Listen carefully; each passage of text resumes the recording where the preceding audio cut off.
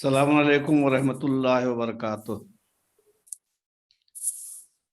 وعلیکم السلام ورحمۃ اللہ وبرکاتہ۔ السلام علیکم ورحمۃ اللہ وبرکاتہ۔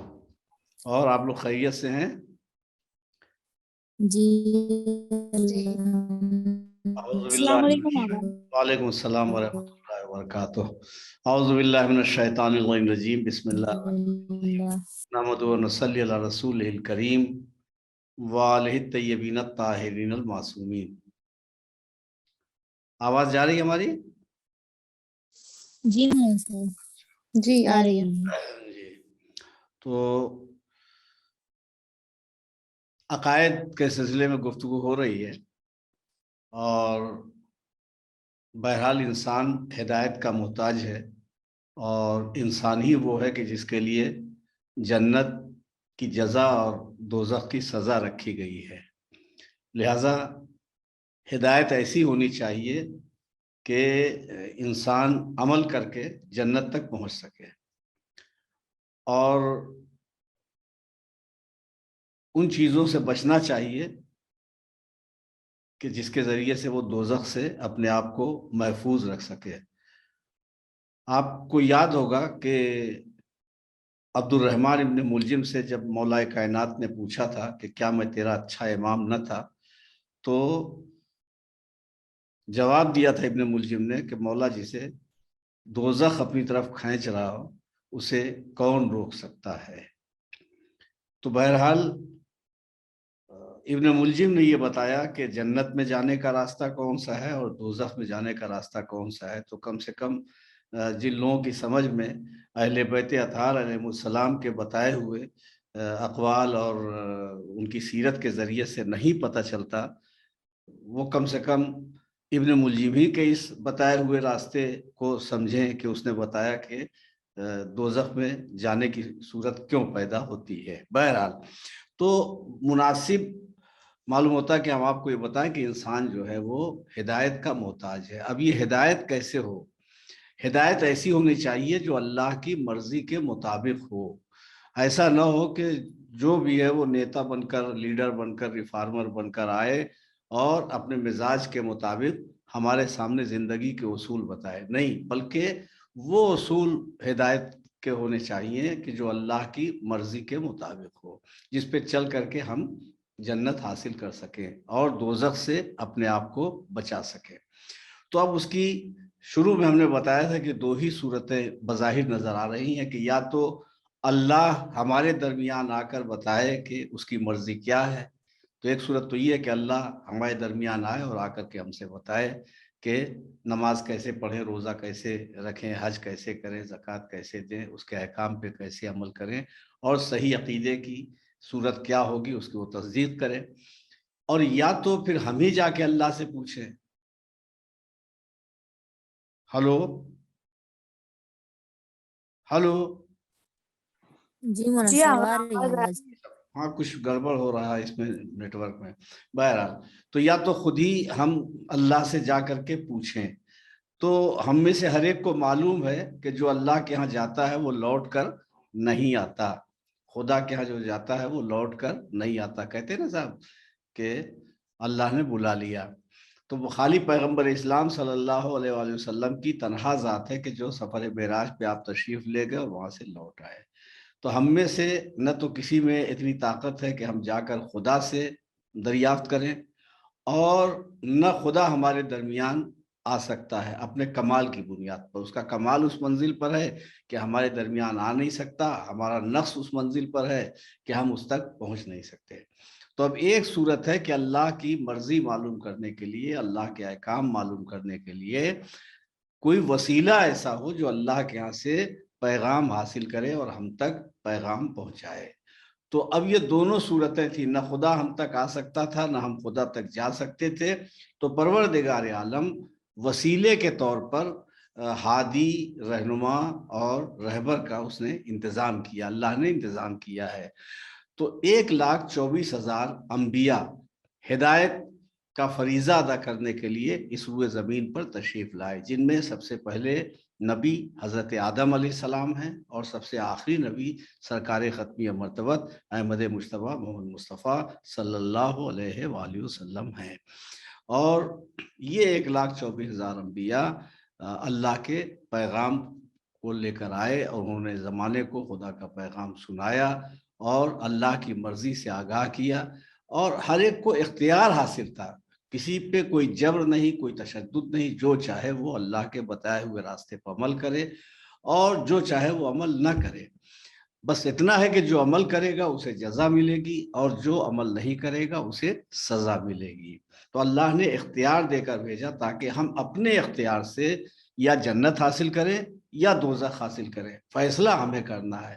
اور یہی نہیں بلکہ دیکھیے ایک بڑی اہم بات یہ ہے کہ ہم میں سے بہت سے لوگ ایسے ہیں کہ جو جن کا قد چھوٹا ہوتا ہے تو وہ شرمندہ ہوتے ہیں کہ لوگوں کے سامنے ہمارا قد چھوٹا ہے، یا کچھ لوگ ایسے ہوتے ہیں کہ جن کے چہرے کی بناوٹ ایسی ہوتی ہے کہ وہ لوگوں کے سامنے آتے ہوئے جھجکتے ہیں اور شرماتے ہیں، اور کسی خوبصورت اور حسین آدمی کو دیکھتے ہیں تو سوچتے ہیں کہ اللہ نے ہماری ایسی صورت بنائی ہے کہ ہم لوگوں کے سامنے آتے ہیں تو ہمیں شرمندگی محسوس ہوتی ہے۔ تو یہ ہمارا احساس ہے، لیکن اللہ نے جس کو جیسا بہتر سمجھا ویسا بنا کر بھیجا۔ تو بھیجا ہمیں اپنی مرضی کا چہرہ دیکھ کر کے۔ پروردگار عالم نے یہاں اس دنیا میں جو ہمیں بھیجا وہ اپنی مرضی کا چہرہ دے کر بھیجا۔ اب ایک اختیار ہمیں دیا، ایک اختیار یہ دیا کہ جیسا ہم نے سمجھا ویسے تمہیں دنیا میں بھیج دیا، اب جیسا چہرہ تم چاہو ویسا چہرہ لے کر واپس ہماری بارگاہ میں آؤ۔ ایک کردار کے ذریعے سے اگر چاہو تو اپنا قد اونچا کر لو، کردار کے ذریعے سے اگر چاہو تو اپنے بدصورت چہرے کو حسین جمیل اور خوبصورت چہرہ بنا کر ہماری بارگاہ میں حاضر ہو۔ تو اب وہاں سے جو ہم آئے تو اللہ نے اپنی مرضی کا چہرہ دیا، اب یہاں سے جو ہم جائیں گے تو ہم اپنی مرضی کے مطابق جیسا چہرہ چاہیں ویسا چہرہ لے کر خدا کی بارگاہ میں حاضر ہوں۔ یعنی اگر اچھے کردار ہمارے ہوں گے، اچھے اعمال ہمارے ہوں گے، اللہ کے بتائے ہوئے راستے پر ہم عمل کریں گے تو وہاں ہمارا چہرہ روشن اور تابناک ہوگا، اور اگر ہمارے کردار خراب ہوں گے اور جنت سے ہم محروم ہوں گے تو پھر ہمارا چہرہ بالکل سیاہ اور تاریک ہوگا اور مکروہ چہرہ، دیکھنے میں ہی ایک کراہت کا احساس ہوگا۔ یعنی عمل کا اثر چہرے پر ظاہر ہوگا، اور بلکہ یہیں سے چہرے پہ عمل اور کریکٹر اور کردار کا اثر ظاہر ہو جاتا ہے۔ جو لوگ اچھے کردار کے حامل ہوتے ہیں ان کے چہرے پہ کردار کا نور ظاہر ہو جاتا ہے، اور جو لوگ برے ہوتے ہیں خباثت ان کے چہرے سے کبھی نہ کبھی ظاہر ہو جاتی ہے۔ تو بہرحال جنت ہمیں کب ملے گی؟ اللہ کی مرضی کے مطابق زندگی بسر کرنے کے بعد۔ تو اب اللہ کی مرضی کیا ہے یہ بتانے کے لیے پروردگار عالم نے 1,24,000 انبیاء کا انتظام کیا، اور جب 1,24,000 نبی یعنی ہمارے آخری نبی جو آخری نبی ہیں، اب ان کے بعد کوئی نبی نہیں آئے گا، تو اللہ نے آخری نبی کے بعد امامت کا انتظام کیا، اور خود نبی کریم صلی اللہ علیہ وآلہ وسلم نے حکم خدا سے یہ اعلان کر دیا کہ میرے بعد میرے 12 جانشین ہوں گے۔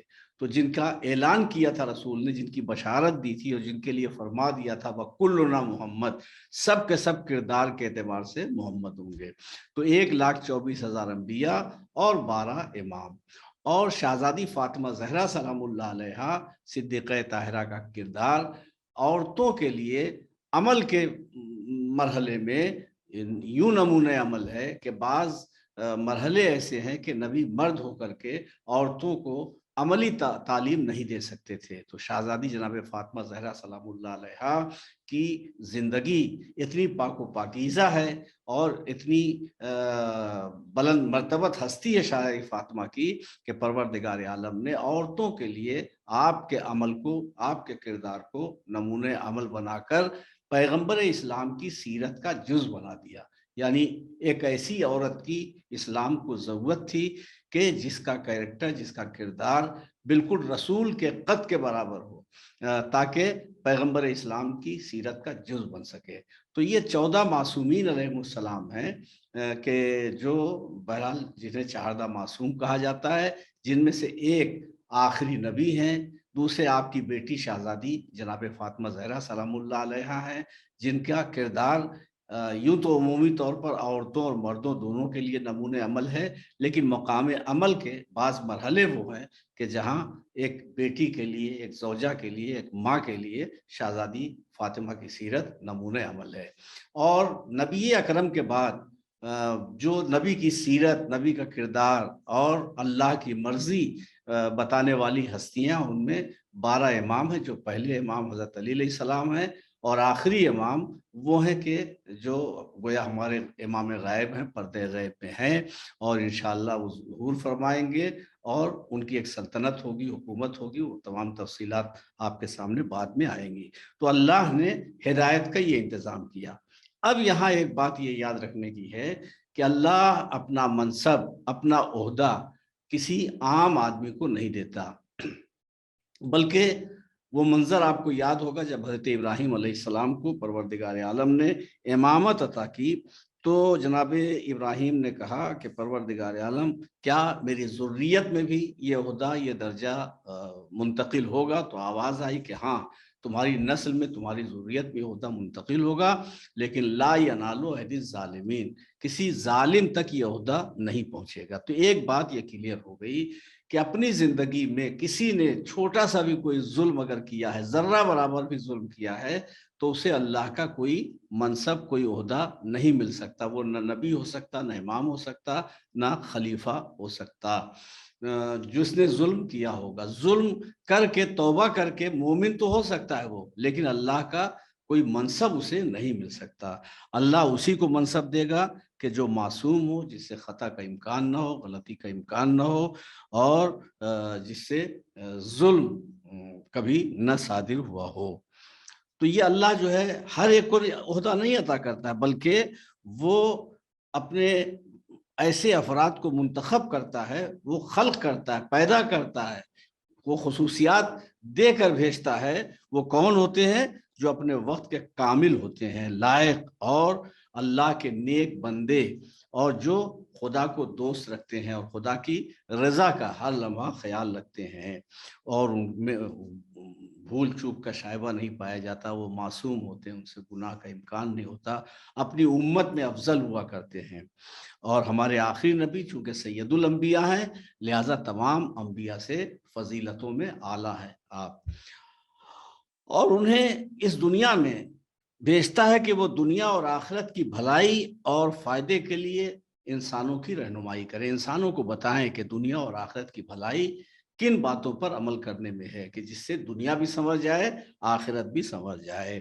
پروردگار عالم ان ہادیوں کو، ان رہنماؤں کو اس لیے بھیجتا ہے کہ وہ انسانوں کو بری عادتوں سے بچنے کی تاکید کریں، بری عادتوں سے بچائیں، اور جو خراب خصلتیں ہیں ان سے اور غلط رسموں سے بچائیں۔ دیکھیے، ہم لوگ رسموں کے اسیر ہو گئے، ہم لوگ رسموں کے قیدی ہو گئے، کبھی کبھی شریعت کا حکم بالائے طاق کر دیتے ہیں، نظر انداز کر دیتے ہیں، لیکن رسم کو نظر انداز نہیں کرتے۔ رسم پہ عمل کرنا اتنا ضروری ہوتا ہے کہ شریعت چھوٹ جاتی ہے مگر رسم نہیں چھوٹتی۔ تو وہ غلط رسمیں جو ہمیں دین سے دور کر دیں، مذہب سے دور کر دیں، شریعت سے دور کر دیں، ان غلط رسموں سے بچانا ان ہادیان برحق کی ذمہ داری۔ وہ بتائیں کہ ان غلط رسموں میں نقصانات کیا کیا ہیں۔ لا اکراہ فی الدین، دین میں کوئی جبر نہیں ہے، زبردستی کسی ہادی، کسی رہنما کی ذمہ داری نہیں ہے کہ اللہ کے کسی حکم کو منوائیں۔ اچھائی اور برائی کو ظاہر کر دینا یہ ہادیوں اور رہنماؤں کی ذمہ داری ہے، ماننا نہ ماننا، عمل کرنا نہ عمل کرنا، اس میں بندوں کو اختیار ہے۔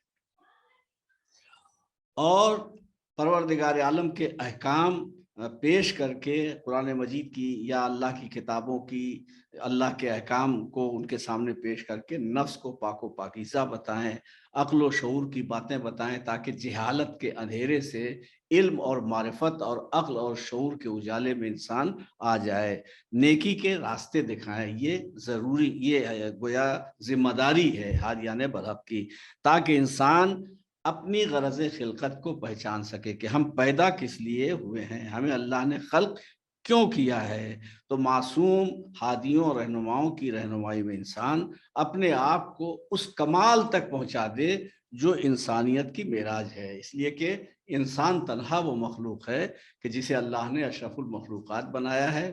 یہ جب اپنی سطح سے گرتا ہے تو کبھی حیوان بنتا ہے، کبھی حیوانوں سے پتھر ہو جاتا ہے، کبھی پتھر، کبھی سوکھی ہوئی لکڑی سے اس کو تشبیہ دی گئی ہے۔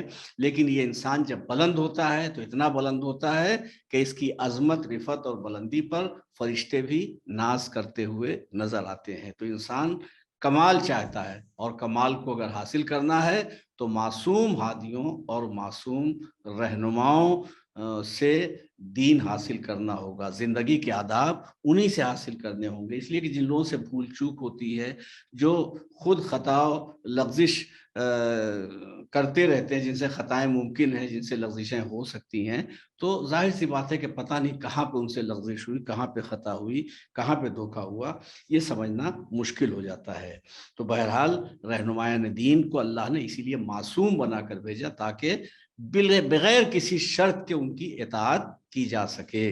اگر غلطی ہوگی، خطا ہوگی تو ان کی اطاعت بھی غلط ہو جائے گی۔ تو اللہ نے ان کے کیریکٹر اور کردار کو ایسا بنایا کہ مطلقاً ہم بالکل بغیر کسی شرط کے، کسی چیز کو الگ کیے بغیر آنکھ بند کر کے ان کی سیرت پر ہم عمل کر سکے، اطمینان ہو کہ ان کا ہر عمل اللہ کی مرضی کے مطابق ہے۔ اب یہاں پر ایک بات جو قابل توجہ ہے وہ یہ کہ اللہ آ نہیں سکتا، ہم اللہ کے ہاں مرضی معلوم کرنے جا نہیں سکتے، تو اب صورت کیا ہوگی کہ اللہ نے ان رہنماؤں کو بھیجا ہے۔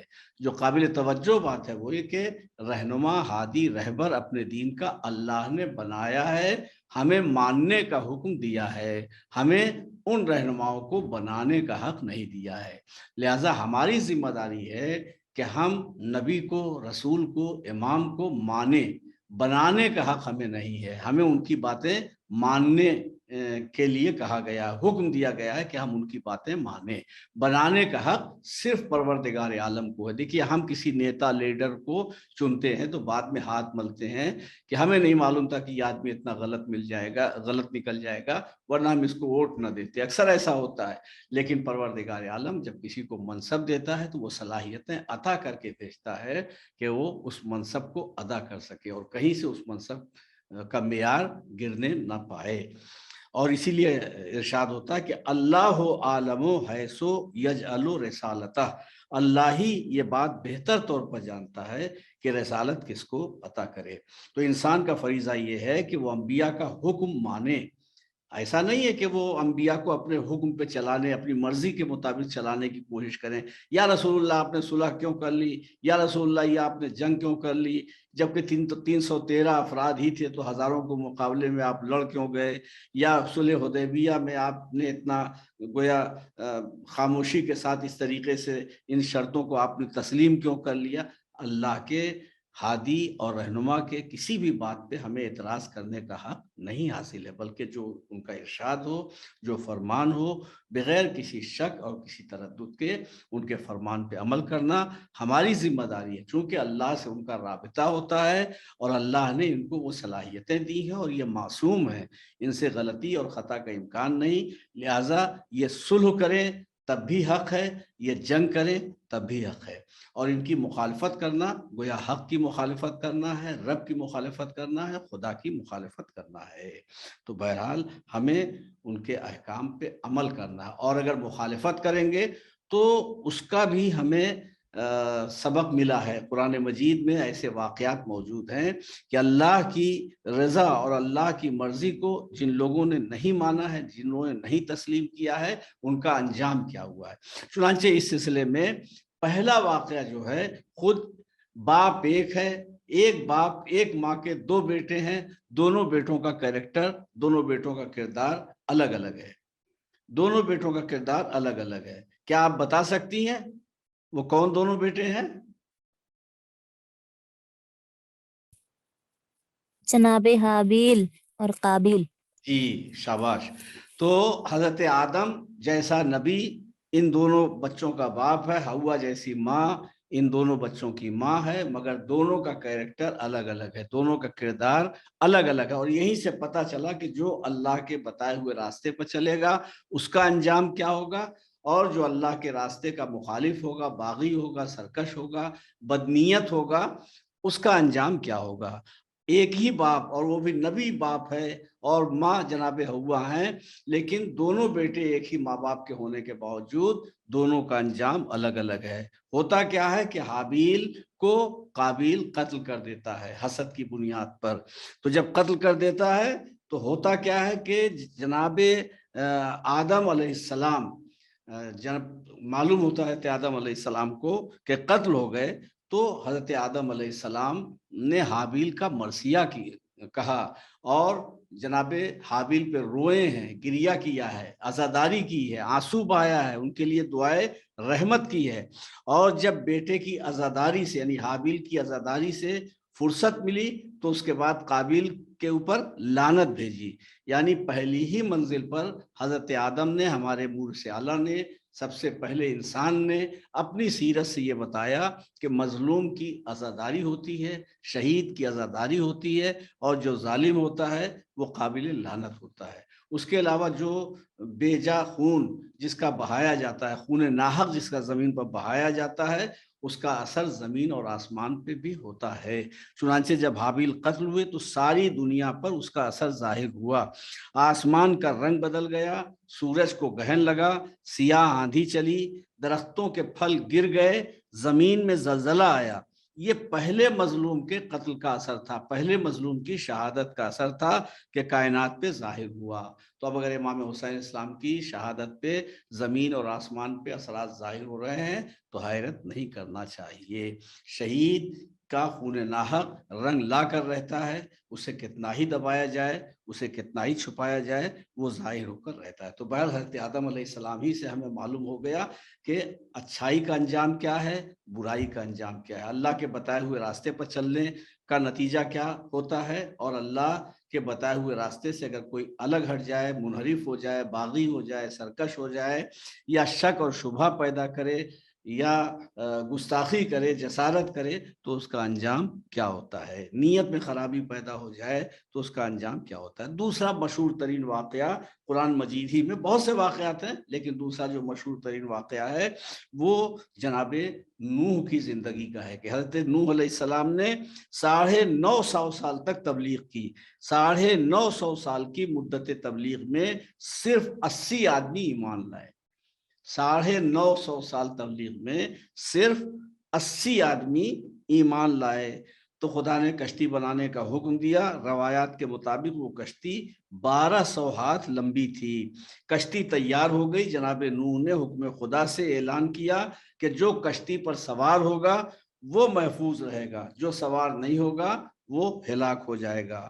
جنہوں نے نبی کی بات مانی وہ سلامت رہے، جنہوں نے نہیں مانی وہ عذاب الہی میں مبتلا ہوئے، ڈوب گئے، اور کوئی دنیا کی طاقت انہیں بچانے میں کامیاب نہ ہو سکی۔ یہاں تک کہ بیٹا اور زوجہ نے بھی اگر بات نہیں مانی تو ہلاکت ان کا مقدر بن گئی۔ اس کا مطلب یہ ہوا کہ جناب نوح کی زوجہ اور بیٹا دونوں پہ عذاب جو آیا، اس عذاب نے بتایا کہ نبی سے رشتہ داری کافی نہیں ہوتی، بلکہ وفاداری ضروری ہے۔ اگر وفاداری ہو، دیداری ہو، تو رشتہ داری کی اہمیت ہے، لیکن اگر بے وفائی ہو اور بے دینی ہو اور دین کے خلاف ہو اور اللہ کے رضا کے خلاف کوئی قدم اٹھایا جائے تو یہ رشتہ داری وہاں پر کام نہیں آئے گی، بلکہ سزا اور زیادہ ملے گی۔ کتنی اہم ذات سے اور شخصیت سے تمہارا رشتہ تھا، اس کے باوجود تم نے ایسا گناہ کیوں نہیں کیا۔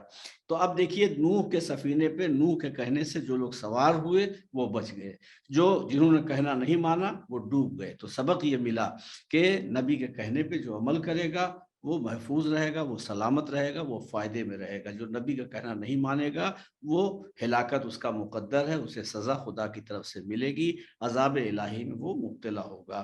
پیغمبر اسلام صلی اللہ علیہ وآلہ وسلم نے اسی سے ایک مثال دی ہے کہ ہمارے اہل بیت کی مثال سفینہ نوح جیسی ہے۔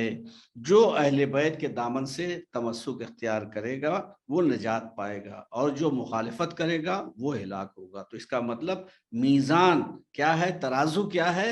اہل بیت کی محبت۔ لیکن محبت خالی دعوی محبت نہیں، بلکہ واقعی مولا بھی کہہ دیں، ہمارے ائمہ بھی کہہ دیں، اہل بیت بھی کہہ دیں کہ ہاں یہ ہمارا چاہنے والا ہے، ان کی شرطوں کے مطابق چاہنے والا ہونا چاہیے۔ لوگ کہتے صاحب مولا کی محبت ہمارے دل میں ہے، ہمیں مثالوں سے دیکھنا چاہیے کہ جناب میثم تمار کا کردار کیا تھا، جناب ابو ذر کا کردار کیا تھا، جناب مقداد کا کردار کیا تھا، جناب قمبر کا کردار کیا تھا۔ تو مثالیں رکھنی چاہیے ہمارے سامنے کہ امام نے کن لوگوں کو اپنا کہا ہے، کیسے کردار اور کیسے کریکٹر والے کو امام نے اپنا کہا ہے۔ تو بہرحال اہل بیت کی محبت ہی نجات کی ضامن ہے، بشرطے کہ اس محبت کو وہ قبول کریں کہ ہاں یہ ہمارا چاہنے والا ہے۔ تو خدا نے ہدایت کے لیے جو ہادی اور رہبر بھیجے، ہماری ذمہ داری ہے کہ ہم ان کی ذات اور ان کی بات دونوں مانیں۔ دیکھیے اللہ کی ذات کو شیطان نے مانا، مگر اللہ کی اس بات کو نہیں مانا جو سجدے کا حکم دیا تھا، تو پروردگار عالم نے اپنی بارگاہ سے نکال دیا۔ رسول کی ذات کو بھی ماننا کافی نہیں ہے، بلکہ ان کی بات کو بھی ماننا ضروری ہے۔ اہل بیت علیہ السلام کو بھی ان کی ذات کے ساتھ ساتھ ان کی بات کو ماننا ضروری ہے۔ خدا حافظ، فی امان اللہ۔ محمد اللهم صل على محمد وآل محمد اللهم صل على محمد وآل محمد